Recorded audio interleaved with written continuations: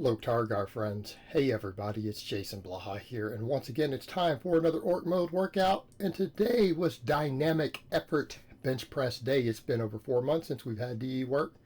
We're going to work it back in. This is going to confuse the holy hell out of newer subscribers. But just a quick reminder for those of you who like these training videos, these vlogs, you watch them, please click like down below. Now, I get 20 views for every like, so I know you guys aren't clicking it. Reach down there and click it. Come on, help keep the likes higher than the dislikes, and we will explain what we are doing.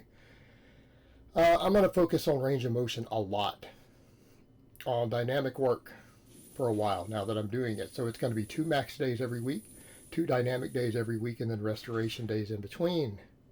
Yes, I train on restoration days. This is what I use to get my squat back to 500 plus, back before we did all this peaking. Now, I've learned a lot since then. I've got a video coming out explaining some of the differences. I've learned I can handle a lot more volume. I've learned the hook grip has to go. Learned a lot about my leverages again. So we're just going to stick with all closed grip benching for this. Yes, I'm using the buffalo bar. Yes, it increases the range of motion slightly with a closed grip. 1 inch to 1.5 inches. All right, I want to get that extra stretch at the bottom, because I'm going to use that stretch reflex to help explode it, and especially when I go over to bands. Now, some people who are not used to dynamic work, I have whole videos explaining why we do it this way. Yes, that's 142 pounds on the bar. Okay, it's a 52-pound bar. It's 80 pounds of chains.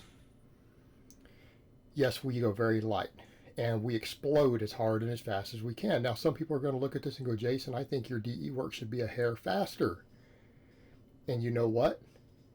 You're right, which is why we're doing it. I'm not as fast as I was, okay? That's a factor, so we've got to get it faster. So I'm trying to explode as hard as I can. Now, some people, again, will say, well, Jason, doesn't look like you're going super fast. Again, you're right. How do we develop speed? Well, we have to train it. I haven't been training it. So my question to the people who would point that out, wouldn't you expect me to be slower than ideal? Of course, I would too. I would too. Should be. Should be. Now, please note though that a lot of people will note that still moving about as same speed most people are going to bench an empty bar. It's over 220 at the lockout. And we're doing the longest range of motion possible. Why? I've got a buffalo bar and I'm doing closed grip. I did 12 sets of 3. On these waves, we're going to start with 12 sets. As I do the weight, I'm going to reduce sets. So we're going to keep volume in terms of tonnage and things roughly equal. So for squat and deadlift, I'm going to do 12 doubles. For bench, it's going to be triples. Now, people say, well, why triples for bench? Because it's been noted that it takes 3 reps to equal about the same speed it takes you to do a 1 rep max. On the squat, it's 2 reps. A box squat, you can do a speed rep at about half the total number of microseconds that you can do a 1 rep max in. Okay, this is the equivalent of about 3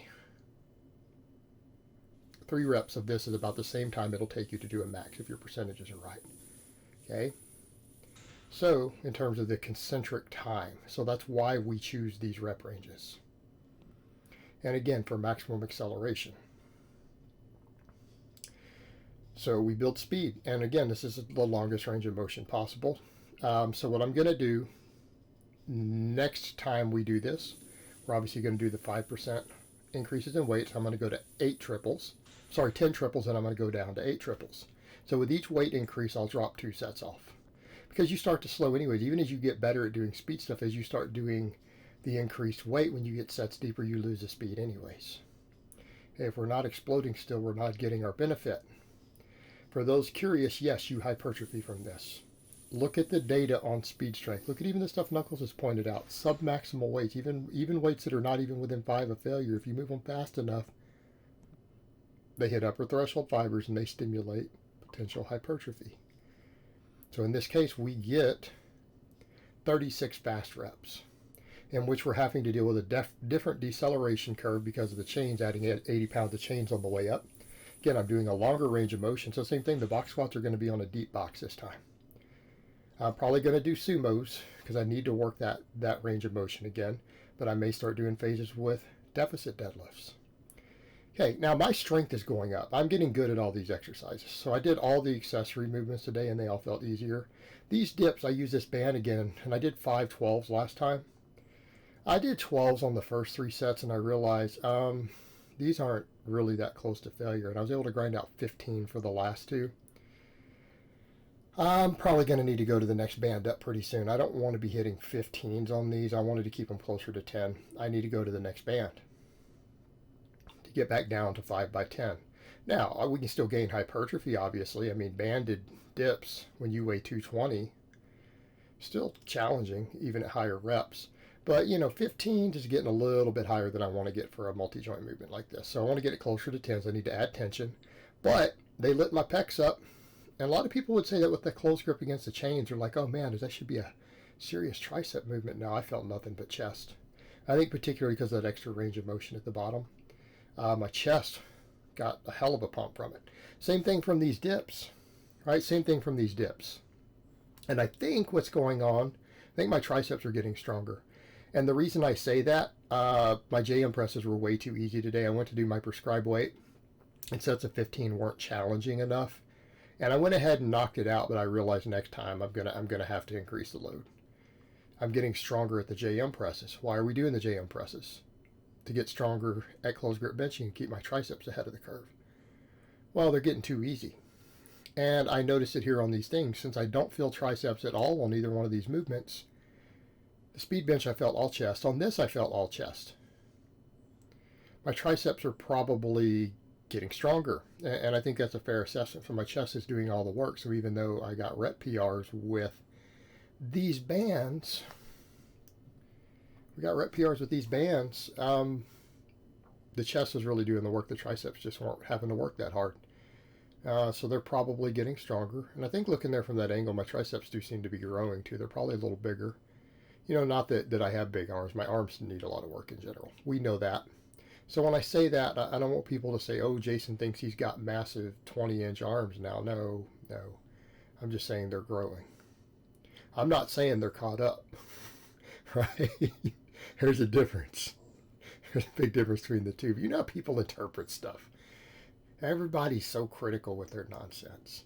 Now, these were still challenging, and these have been giving me severe DOMs. Like my lats and stuff and rhomboids and things have been hurting from doing these inverted rows. So I went ahead and just did my 5 sets of 12 today. I didn't try to push it further, just tried to maybe hold it a little bit on the last one.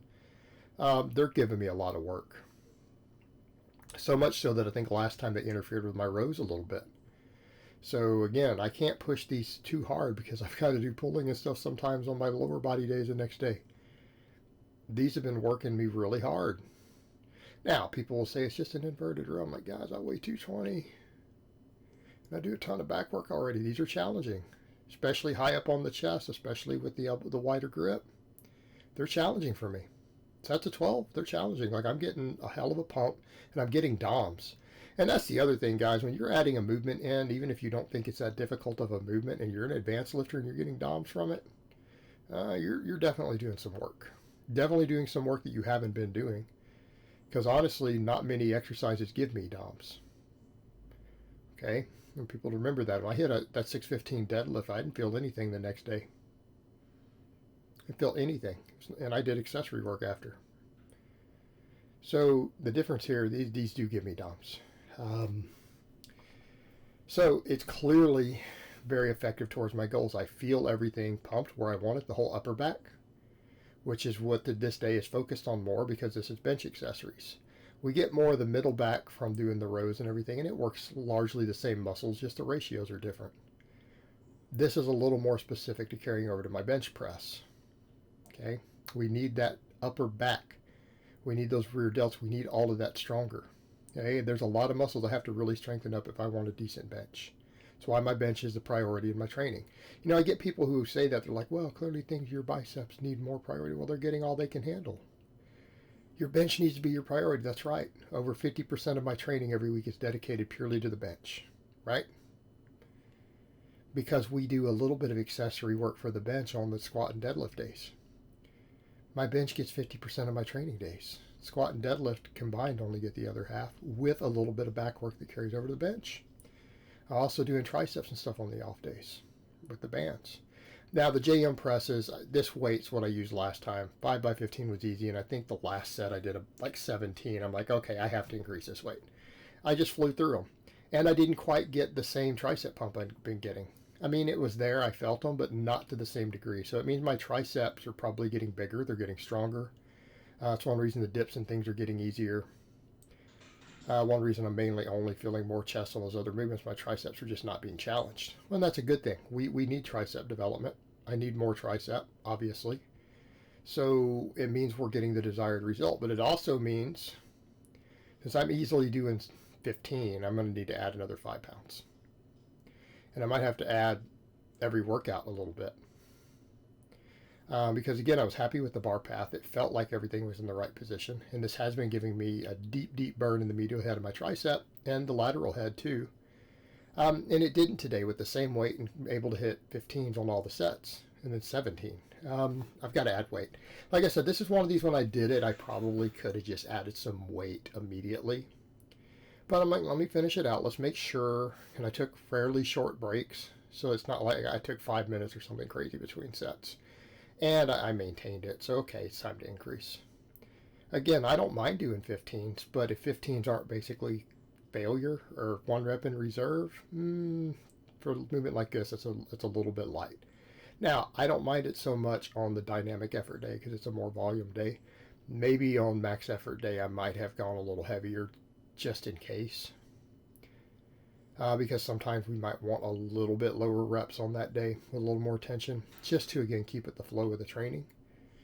But for someone who did ask me, like, what sort of periodization do you use? Well, as of now, I'm back to concurrent periodization. I wasn't using it before. There was no periodization for the last 4 months. This is now periodization. But it's not this volume stuff that's periodized. Okay?